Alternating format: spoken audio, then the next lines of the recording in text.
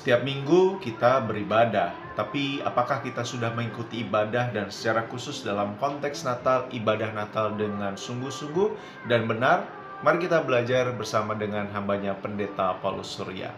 Selamat malam, Pak Febi dan saudara-saudara sekalian dimanapun saudara berada. Di bulan Desember ini tentunya saudara akan mengikuti banyak ibadah-ibadah Natal, baik melalui online ataupun onsite tatap muka. Kita akan berbicara tentang satu topik, bagaimana kita bisa mengikuti ibadah, termasuk ibadah Natal dengan benar, berdasarkan Pengkhotbah pasal yang keempat, ayat yang ke-17 sampai pasal 5 ayat yang ke-6.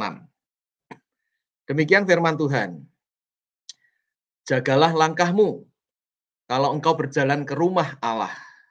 Menghampiri untuk mendengar adalah lebih baik daripada mempersembahkan korban yang dilakukan oleh orang-orang bodoh, karena mereka tidak tahu bahwa mereka berbuat jahat. Janganlah terburu-buru dengan mulutmu dan janganlah hatimu lekas-lekas mengeluarkan perkataan di hadapan Allah, karena Allah ada di surga dan engkau di bumi. Oleh sebab itu, biarlah perkataanmu sedikit, karena sebagaimana mimpi disebabkan oleh banyak kesibukan, demikian pula percakapan bodoh disebabkan oleh banyak perkataan. Kalau engkau bernasar kepada Allah, janganlah menunda-nunda menepatinya, karena ia tidak senang kepada orang-orang bodoh. Tepatilah nasarmu. Lebih baik engkau tidak bernasar daripada bernasar tetapi tidak menepatinya.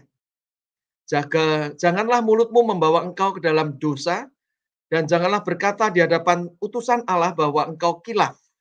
Apakah perlu Allah menjadi murka atas ucapan-ucapanmu dan merusakkan pekerjaan tanganmu? Karena sebagaimana mimpi banyak, demikian juga perkataan sia-sia banyak. Tetapi takutlah akan Allah. Saudara, Pengkhotbah pasal 4 ayat 17 sampai Pengkhotbah 5 ayat 6 ini berbicara tentang beribadah bersama-sama dengan saudara-saudara yang lain, termasuk ibadah Natal. Saudara perhatikan di dalam pasal 4 ayat 17, itu dimulai dengan kata-kata, jagalah langkahmu kalau engkau berjalan ke rumah Allah. Berjalan ke rumah Allah. Itu menunjukkan ibadah bersama-sama dengan umat Tuhan. Nah, inti berita daripada Pengkhotbah 4 ayat 17 sampai Pengkhotbah 5 ayat yang ke-6 ini adalah Allah menghendaki saudara dan saya umat Tuhan untuk beribadah kepada Tuhan, termasuk beribadah di dalam rangka Natal di bulan Desember ini, dengan benar. Nah, berdasarkan teks yang baru saja kita baca, mari kita memikirkan suatu kebenaran, yaitu bagaimana kita bisa mengikuti ibadah, termasuk ibadah Natal, dengan benar. Dari teks yang sudah kita baca ini, sedikitnya ada 4 hal yang perlu kita perhatikan sebagai jawaban dari bagaimana kita bisa beribadah dengan benar, termasuk beribadah di dalam rangka Natal. Yang pertama, saudara dan saya perlu memiliki sikap mendengar firman untuk mentaatinya. Mendengar firman untuk mentaatinya. Kita lihat di dalam ayat 17. Pengkhotbah 4 ayat 17, jagalah langkahmu kalau engkau berjalan ke rumah Allah, menghampiri untuk mendengar lebih baik daripada mempersembahkan korban. Saudara, kata mendengar di sini, syama dalam bahasa aslinya, yaitu mendengar untuk taat. Di mana kalimat ini pernah dipakai oleh Samuel sebagai utusan Tuhan untuk menegur Saul. Saul yang tidak mendengar suara Tuhan, tidak mentaatinya. Dan Tuhan kemudian memberikan disiplin, bahkan hukuman. Mendengar untuk mentaati haruslah menjadi satu sikap yang benar, di mana tatkala saudara itu mengikuti ibadah Natal ataupun ibadah di dalam tiap-tiap minggu. Kita perlu datang ke gereja, beribadah dengan satu hati yang kita doakan supaya kita mau mendengar firman Tuhan untuk kita taati. Bukan sekedar rutinitas atau kebiasaan. Bukan sekedar untuk pengen tahu informasi yang diberikan melalui firman Tuhan yang dibacakan atau dikhotbahkan atau melalui kata-kata lagu. Mendengar firman dengan sikap yang salah itu termasuk kita berpikir untuk orang lain. Nah, ini cocok untuk orang lain. Meskipun berpikir demikian sebenarnya pada dasarnya tidak salah kalau kita sendiri berpikir untuk diri kita. Lalu kita mengingat ada orang yang juga membutuhkan. Tetapi kalau kita hanya memikirkan, oh ini cocok untuk si ini, cocok untuk si ini, kita sendiri tidak memiliki hati untuk mendengar dan mentaati, itu satu sikap yang salah. Dan yang paling parah adalah sikap seperti orang-orang Farisi, ahli Taurat, yang mencari-cari kesalahan tatkala kita mendengar firman. Mendengar untuk mentaati menjadi satu sikap yang seharusnya kita miliki. Tanpa sikap untuk mentaati firman, sebenarnya dikatakan di dalam pasal 4 ayat 17 itu, kita ini melakukan hal yang jahat di mata Tuhan. Seperti di dalam Amsal 28 ayat 9 dikatakan, siapa memalingkan telinganya untuk tidak mendengarkan hukum, artinya tidak mau mentaati firman, doanya pun adalah kekejian. Yang pertama, bagaimana kita bisa mengikuti ibadah Natal atau ibadah tiap-tiap minggu dengan benar, baik melalui online ataupun tatap muka. Milikilah sikap tatkala mendengarkan firman, Tuhan tolong aku juga memiliki hati untuk mentaatinya. Yang kedua, bagaimana kita bisa mengikuti ibadah termasuk ibadah Natal dengan benar, yaitu dengan penghayatan. Menghayati kata-kata lagu rohani yang kita nyanyikan, doa-doa yang kita panjatkan. Pengkhotbah 5 ayat 1 mengatakan demikian. Janganlah terburu-buru dengan mulutmu. Janganlah hatimu lekas-lekas mengeluarkan perkataan di hadapan Allah. Saudara, ini konteksnya adalah ibadah bersama. Kata terburu-buru, lekas-lekas, itu menunjukkan suatu perkataan yang sebenarnya kita ini tanpa penghayatan. Hanya formalitas atau hanya asal nyanyi atau hanya asal doa. Tetapi kita tidak memiliki penghayatan. Nah, saudara-saudara, mengapa? Alasan apa pengkhotbah menyatakan supaya kita jangan terburu-buru dengan perkataan kita tanpa penghayatan? Alasannya diberikan yaitu Allah di surga dan kita di bumi. Artinya kebesaran Allah di surga tidak bisa ditipu atau dibohongi dengan kata-kata kita. Allah tahu kata-kata yang kita keluarkan pada waktu memuji Tuhan, ikut menyanyikan lagu rohani, ataupun berdoa, itu sebenarnya dengan hati, dengan kita hayati atau tidak. Saudara-saudara, satu kali ada seorang pemimpin paduan suara dengan alat-alat musik. Orang-orang itu bermain mengiringi alat musik dengan satu konduktor yang memimpin. Tiba-tiba di tengah latihan ya, rehearsal, latihan terakhir untuk tampil, di tengah-tengah itu lagi menyanyikan satu lagu, di-stop sama konduktor itu, pemimpin paduan suara dengan alat-alat musik, para pemain musik. Lalu dia menunjuk kepada salah satu pemain biola. Kamu salah memainkan nada yang seharusnya kamu mainkan itu. Saudara, pemain biola itu mengatakan, enggak, saya enggak salah. Ini partiturnya ini. Saya membaca nih di sini. Enggak, tapi kamu salah. Akhirnya dilihat partitur itu. Oh, ternyata partitur tersebut yang salah cetak, saudara-saudara. Tapi ini menunjukkan bahwa dirigen atau konduktor daripada pemain musik dan paduan suara itu, dia bisa menangkap akan suara yang tidak harmonis. Apalagi konduktor alam semesta ini, dirigen alam semesta ini, yaitu Allah sendiri.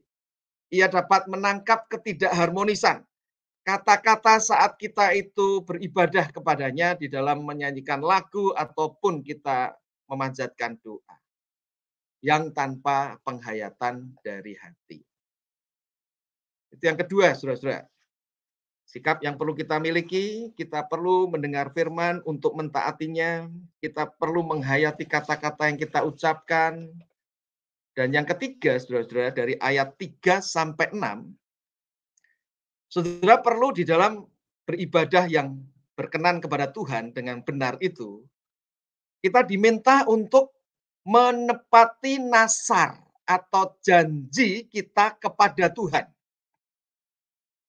Jadi saudara, di dalam kita itu beribadah, tatkala berdoa, kadang-kadang kita itu kemudian berjanji kepada Tuhan. Atau kita mendengarkan firman, lalu firman itu mengena di hati kita, lalu kita itu bernasar kepada Tuhan. Secara ringkas, Pengkhotbah pasal 5 ayat 3 sampai 6 ini mengatakan kalau engkau bernasar kepada Allah atau berjanji kepada Allah, jangan menunda-nunda untuk menepatinya. Apalagi tidak mau menepatinya, itu dosa. Dan jangan bilang, aku waktu itu kilaf. Nah, saudara-saudara, di sini Tuhan bahkan memperingatkan bahwa dia itu bisa mendisiplin atau memberikan suatu konsekuensi tatkala kita itu bernasar tetapi tidak menepatinya. Nah, firman Tuhan ini perlu diingatkan oleh pengkhotbah karena seringkali umat Tuhan itu bisa berubah-ubah janjinya kepada Tuhan. Beberapa waktu yang lalu saya membaca satu kisah tentang seorang penerjun payung, parasut gitu. Baru pertama kali dia terjun begitu, yang dilepas sendirian, ternyata dia ketakutan. Wah, di tengah-tengah ketakutannya itu dia doa kepada Tuhan. Tuhan, kalau engkau selamatkan aku mendarat dengan selamat, bulan ini gajiku setengahnya untuk pekerjaan Tuhan. Wah, dia janji nih. Lalu mulai turun, tapi di tengah-tengah dia turun begitu, pakai parasut, angin itu besar, menerpa dia. Wah, dia ketakutan, lalu dia ganti janjinya. Tuhan, gajiku bulan ini, kalau aku selamat sampai di bawah itu dengan baik-baik, enggak setengah Tuhan, seluruhnya aku berikan untuk pekerjaan Tuhan. Setelah dia doa begitu, ternyata angin itu menjadi reda, lalu dia bisa turun dengan smooth, dengan tenang, dan dengan selamat. Lalu tatkala sampai di bawah, dia jadi nyesel. Kenapa janji ngasih 100% semuanya ya? Lalu dia rala, Tuhan sorry ya, tadi saya guyon saja. Yang benar kan sesuai firman 10% saja Tuhan. Jadi 10% saja ya. Nah ini saudara-saudara, kita melihat meskipun ini hanya cerita humor, tetapi menunjukkan bahwa seringkali kita ini berjanji kepada Tuhan itu janji-janji yang sering tidak konsisten. Sehingga pengkhotbah firman Tuhan perlu mengingatkan supaya kita beribadah kepada Tuhan dan tatkala membuat nasar atau janji, tepatilah. Jangan sembarangan, lebih baik tidak berjanji daripada berjanji lalu kita tidak menepatinya. Yang ketiga, saudara-saudara. Dan yang keempat, saudara-saudara, kita bisa melihat bahwa beribadah dengan benar, termasuk beribadah Natal, mengikuti akan Natal di bulan Desember ini. Yaitu kita perlu untuk melakukannya dengan takut akan Allah atau takut akan Tuhan. Itu di dalam Pengkhotbah 5 ayat yang ke-6 bagian akhir. Ditutup dengan tetapi takutlah akan Allah. Nah, saudara-saudara, di situ takut akan Allah itu artinya menghargai dan mengagumi keselamatan yang daripada Tuhan. Takut akan Allah artinya bukan ngeri, takut ngeri terhadap Allah. Bukan. Tetapi menghargai, menghormati, dan mengagumi karya keselamatan Allah yang sudah diberikan kepada kita. Kebenaran ini juga bisa kita lihat dibandingkan dengan 1 Petrus 1 ayat 17 dan 18. Di sana firman Tuhan mengingatkan supaya kita hidup dalam ketakutan akan Allah. Alasannya sebab kita telah ditebus dengan harga yang mahal oleh Yesus Kristus. Jadi saudara-saudara, jikalau saudara dan saya takut akan Allah, yaitu bisa menghargai, menghormati, mengagumi akan karya keselamatan Allah di dalam hidup kita, di dalam Tuhan Yesus Kristus, kita orang berdosa, diampuni dosanya, kita yang percaya itu diselamatkan oleh Yesus yang mati dan bangkit, itu akan mendasari ibadah kita, sehingga kita bisa punya sikap mau taat tatkala mendengar firman, kita memiliki suatu penghayatan terhadap apa yang kita pujikan atau doakan, dan kita dimampukan untuk menepati nasar janji kita karena kita menghargai, menghormati Tuhan dan mengagumi karya keselamatan di dalamnya. Jadi saudara-saudara, kuncinya adalah kita perlu memelihara hati yang menghargai, menghormati, dan mengagumi karya keselamatan Allah di dalam Tuhan Yesus Kristus yang telah kita terima. Tapi seringkali saudara-saudara, kita bisa menjadi terbiasa ya, apalagi kebaktian-kebaktian Natal yang kita ikuti begitu banyak, apalagi kita ini bisa sudah terbiasa dengan hal-hal tentang Kristus. Sudah beberapa tahun yang lampau, tatkala saya di Indonesia, saya diajak oleh rekan di Indonesia itu, malam-malam itu pergi ke Gunung Bromo. Lalu tengah malam itu, kita jalan jam 3 atau jam 4 pagi ya, mau melihat matahari terbit. Jadi akhirnya kami naik kuda, lalu ada satu tangga yang tinggi, kita naik seperti satu bukit begitu, itu mungkin masih gelap ya, 4:30 pagi itu ya. Atau jam 5 sampai di situ, lalu tidak lama kemudian kami melihat itu matahari itu muncul seperti kuning telur itu. Begitu indahnya. Jalan yang panjang, capek, itu seperti lupa karena kita melihat sesuatu yang indah luar biasa. Saudara yang pernah ke Gunung Bromo dan melihat matahari terbit akan melihat pemandangan yang begitu indah kan. Tetapi di tengah-tengah saya melihat akan keindahan matahari yang terbit seperti kuning telur itu. Saya melihat beberapa bapak-bapak yang mengantar sampai ke atas begitu ya, baik kami maupun mengantar turis lain. Itu ngelihat aja enggak, malah merokok begitu ya, ngobrol, enggak lihat itu mataharinya itu enggak lihat. Padahal itu suatu yang indah. Saya sempat tanya, "Pak enggak ngelihat, Pak?" Aduh, biasa tiap hari wis lihat. Jadi saudara-saudara, seringkali kebiasaan itu membuat yang indah menjadi terlupakan. Makanya ada buku tentang gereja, tentang ibadah gereja itu yang berjudul The Missing Jewel of the Church. Jadi hilangnya permata di dalam gereja. Hilang bukan tidak ada, tetapi sebenarnya menjadi biasa. Permata yang indah itu, yaitu keselamatan di dalam Kristus Yesus yang harusnya menjadi pusat di dalam kita itu ibadah gereja, kita ingat, kita fokus kepada kebenaran itu. Oleh sebab itu, saudara-saudara, saudara dan saya perlu untuk mengingatkan diri kita setiap hari, berapa besar Tuhan telah mengasihi kita melalui Tuhan Yesus Kristus yang mati dan bangkit bagi kita, yang dimulai dengan Tuhan Yesus itu datang ke dalam dunia, yang kita itu peringati di dalam peringatan-peringatan Natal ini. Dan dengan kita belajar menghargai dan mengagumi akan Kristus yang datang ke dalam dunia, yang mati dan bangkit menyelamatkan saudara dan saya, itu menjadi satu dasar untuk kita boleh beribadah dengan benar, termasuk beribadah merayakan Natal. Tuhan memberkati setiap saudara sekalian untuk beribadah mengikuti perayaan-perayaan Natal dengan benar. Amin. Ya, ini berkaitan dengan, terima kasih Pak Paulus, berkaitan dengan ibadah dan Natal lain sebagainya, berkaitan dengan ya perayaan-perayaan yang kita lakukan ya di sepanjang Natal ini.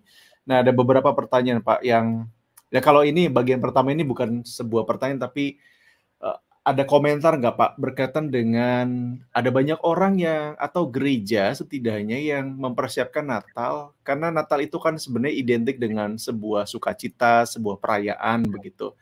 Tapi ketika sebelum pandemi setidaknya begitu ya, ketika orang merayakan atau gereja merayakan Natal, yang ada bukannya sukacita, tetapi mungkin malah dalam tanda kutip ribut mempersiapkan, bahkan dalam tanda kutip ya hal-hal yang tidak esensial dalam Natal, misalnya apa yang harus dipersiapkan dalam makanan, atau misalnya keluarga Pak. contoh kecilnya keluarga, Natal itu kepala keluarga itu jadi pusing karena harus menyiapkan dana yang lebih gitu untuk merayakan Natal, untuk membeli baju anak-anak dan sebagainya. Nah, apakah jadi itu sebuah kehilangan esensi, Pak, dalam Natal itu sendiri yang tadinya sukacita jadinya malah beban, Pak?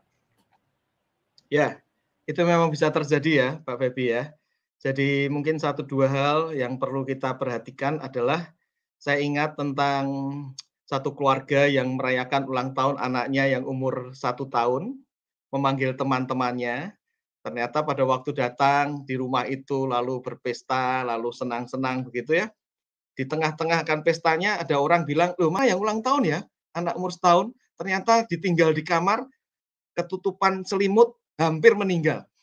Padahal dia yang sebetulnya perlu dirayakan. Tetapi karena sibuk dengan teman-teman, sibuk dengan makan-makan, sibuk dengan yang lain, dia malah dilupakan. Nah, itu menjadi satu gambaran bahwa bisa terjadi di dalam suasana perayaan ibadah Natal ini, kalau kita itu sibuk di dalam menyiapkan acara-acaranya, memberi hadiah dan sebagainya, kita bisa lupa terhadap pribadi Yesus Kristus sendiri sehingga kita akan kehilangan sukacita yang sejati. Karena sukacita sejati kan justru di dalam hubungan fokus dengan Yesus Kristus. Itu hal yang pertama yang perlu kita perhatikan supaya berhati-hati terhadap kesibukan atau yang bisa menyita waktu kita. Tetapi juga sukacita Natal itu seringkali bisa hilang tatkala kita itu salah fokus ya. Salah fokus dalam pengertian kita misalnya fokus kepada pandemi ya. Kita bersyukur di Indonesia sudah sangat turun ya. Tetapi mungkin fokus kita tatkala kepada masalah-masalah hidup kita, yaitu mungkin sakit penyakit atau masalah keluarga, masalah-masalah apapun, itu kita akan kehilangan sukacita karena sebetulnya kedatangan Yesus ke dalam dunia ini memberikan sukacita sejati dalam pengertian sebenarnya itu mengingatkan akan realita yang sangat penting dan paling penting, lebih penting daripada pergumulan hidup sehari-hari. Yaitu Yesus datang melepaskan kita dari problem terbesar, dosa misalnya. Yesus datang itu memimpin hidup kita supaya menjalani hidup yang berarti. Nah, kalau kita fokus pada kebenaran realita yang lebih penting itu, sukacita itu akan benar-benar bisa kita miliki. Tapi kalau kita itu kemudian bergeser kepada fokus pada masalah-masalah hidup kita atau sukacita sementara dunia ini, ya kita akan kehilangan yang sejati. Jadi jangan kehilangan fokus kepada pribadi Yesus dan misinya datang ke dalam dunia ini untuk apa. Demikian Pak Febi. Baik, Pak. Ini jadi menolong kita supaya pada saat nanti ya, ketika beribadah Natal bersama dengan keluarga, seperti yang tadi Pak Paulus sampaikan, supaya kita bisa fokus mendengar dan menaati, menghayati kata dan berjanji serta memelihara di dalam hati berkaitan dengan karya keselamatan yang Tuhan berikan. Karena tadi akhirnya fokusnya bukan itu karena tadi persoalan-persoalan yang belum terselesaikan di bagian itu. Nah, berkaitan dengan tadi Pak, dengan janji atau ini ada beberapa, setidaknya ada 2 pertanyaan berkaitan dengan itu. Pak, dari saudari Helena, Pak, nazar itu apakah harus ditepati? Karena dalam ayat ini kan dibilang jangan bilang kilaf atau lupa, tapi kan sering kadang kita bisa lupa, apa yang harus kita lakukan agar tidak lupa? Ya, Saudari atau Ibu Helena ya, terima kasih untuk pertanyaannya. Jadi nasar atau janji itu memang diingatkan di dalam Pengkhotbah 5 ini, itu harusnya kita tepati kan. Nah, cuma memang di situ diingatkan jangan berkata kilaf atau lupa, begitu kan. Nah, bagaimana mengatasinya? Ya, kita ini harus ingat, kita beribadah itu kepada siapa? Pribadi yang sangat agung kan. Coba ya kalau Ibu atau Saudari Helena ini berjanji kepada Presiden Jokowi misalnya. Loh, masa lupa? Dia presiden loh, dia pembesar. Jadi kita kalau melihat janji kepada siapa itu seharusnya kita ingat dan tidak sembarangan, apalagi kita berjanji kepada yang jauh lebih mulia daripada presiden dimanapun, yaitu the King of Kings, Raja di atas segala raja yang kita kenal dalam Tuhan Yesus Kristus. Sehingga seharusnya kita tidak sembarangan berjanji, atau kalau berjanji jangan lupa, karena kita kepada siapa, yaitu pada pribadi yang sangat mulia. Nah, jadi kita perlu untuk sebetulnya bagaimana supaya tidak lupa, ya kita mengingat kita itu berjanji kepada siapa. yaitu pribadi yang paling mulia dalam hidup ini dalam Kristus Yesus kita kenal. Demikian, Wow, Pak. wow. Baik, baik. Terima kasih, Pak. Masih berkaitan dengan itu, Pak. Dari Bapak atau Saudara Marianto. Malam Pak Paulus, mau tanya apa beda nasar dan sumpah? Jika kita bernasar dengan isinya salah, apa juga harus ditepati? Oke, baik. Terima kasih Pak Marianto untuk pertanyaannya. Beda nasar dan sumpah ya. Jadi kalau sumpah ya, sumpah dulu ya. Sumpah itu janji kepada sesama, tetapi mengundang Tuhan sebagai saksi. Jadi makanya kita sumpah di pengadilan misalnya. Ini belum lama saya mengikuti juri duty, saya ditunjuk oleh pemerintah di Australia di sini untuk menjadi salah satu juri. Itu di situ disumpah juga, yaitu saya akan memberikan satu keterangan atau pendapat yang genuine, yang jujur. Ya, itu terhadap sesama kan, tetapi mengundang Tuhan sebagai saksi. Artinya saya tidak akan bohong di hadapan Tuhan. Itu sumpah, janji terhadap sesama, mengundang Tuhan sebagai saksi. Tetapi kalau nasar atau janji, itu janji kepada Tuhan langsung. Jadi kita berjanji kepada Tuhan. Nah, Pengkhotbah pasal 4 ayat 17 sampai pasal 5 ayat 6 ini berbicara tentang nasar atau janji kepada Allah langsung. Kita harus jangan sembarangan ya, khususnya tatkala kita itu buat di dalam ibadah bersama itu kan seringkali kemudian kita berjanji, Tuhan aku mau meninggalkan dosa, Tuhan aku mau mengasihi pasanganku, Tuhan aku mau melakukan ini, aku mau mendukung pelayanan dan sebagainya. Nah, itu kita harus berhati-hati karena kita berjanji kepada Tuhan yang tahu hati kita sehingga kita jangan mudah melupakan begitu saja. Ya, jadi itu perbedaannya. Pertanyaannya ini ada dua ya. Satu lagi yaitu kalau bernasar isinya salah, Yap. apakah harus ditepati? Menurut saya ya, kalau bernasar isinya salah, ya jangan ditepati, tapi harus minta ampun ya, karena sudah berjanjinya atau bernasarnya kok salah, begitu. Dan jangan ditepati karena itu salah melanggar firman khususnya ya. Nah, contohnya apa ya? Misalnya ada orang yang janji kepada Tuhan, Tuhan, kalau Engkau memberkati aku berlimpah-limpah secara keuangan, aku berjanji akan menghormati orang tuaku dengan, misalnya ya, membalaskan sakit hati orang tuaku terhadap temannya. Nanti kalau aku sudah sukses, aku akan buat dia menderita, kalau bisa masuk penjara misalnya begitu. Nah, itu kan kita mau berjanji tetapi sesuatu yang tidak benar ya. Kita mengambil alih bagian Tuhan untuk bisa menyengsarakan orang lain begitu ya. Jadi ada janji atau nasar yang salah ya jangan ditepati.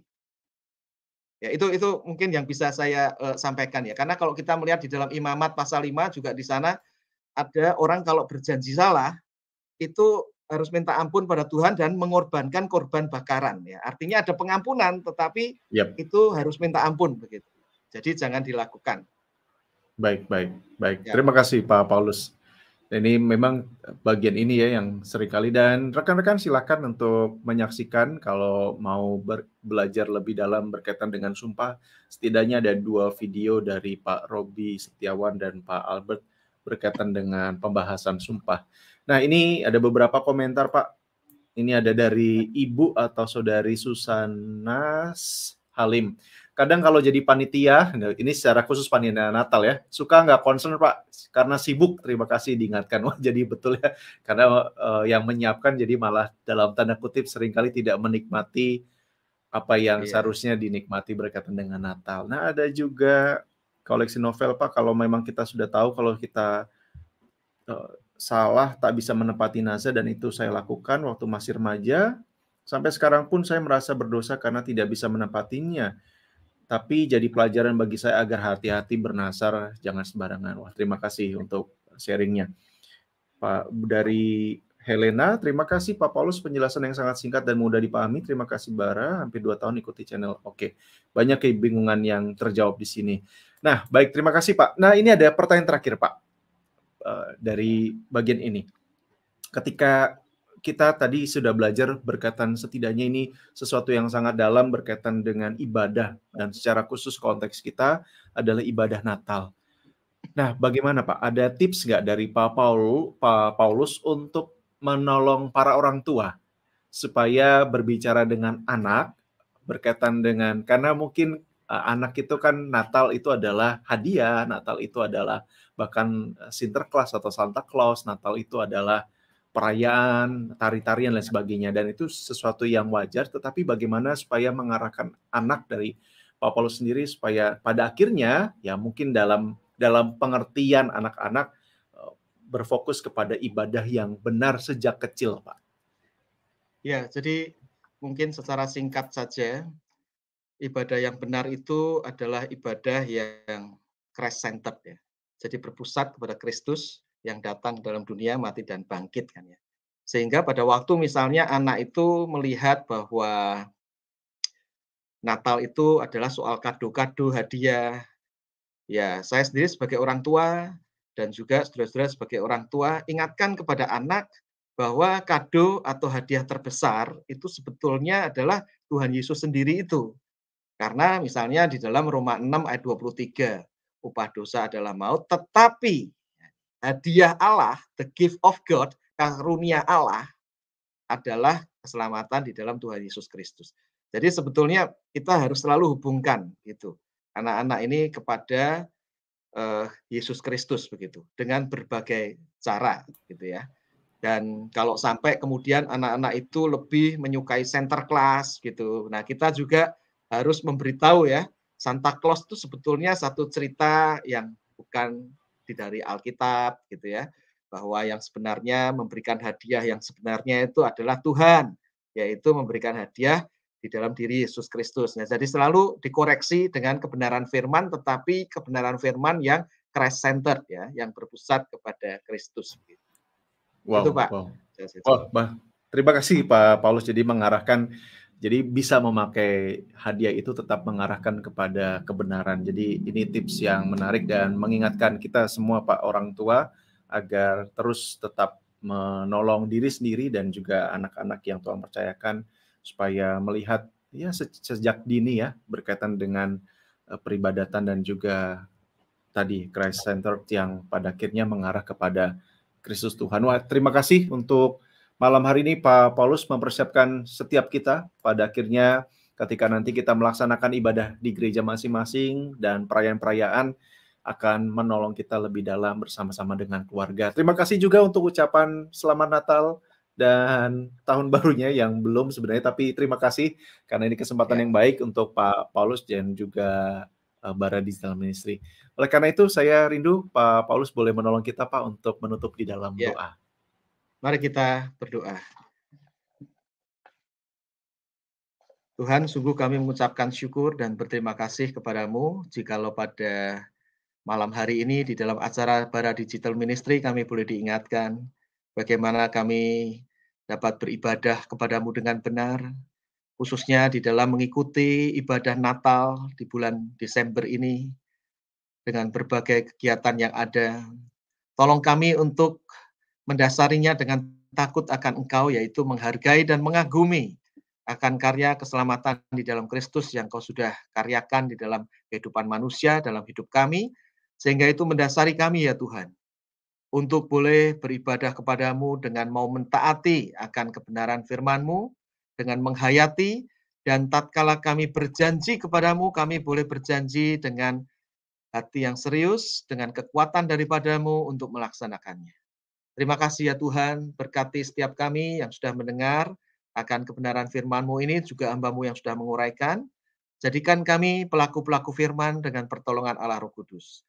Berkati setiap kami di bulan Desember ini dalam mengikuti ibadah-ibadah Natal, baik secara online, secara streaming, maupun secara tatap muka, supaya hati kami boleh bersungguh-sungguh di dalam mengikutinya.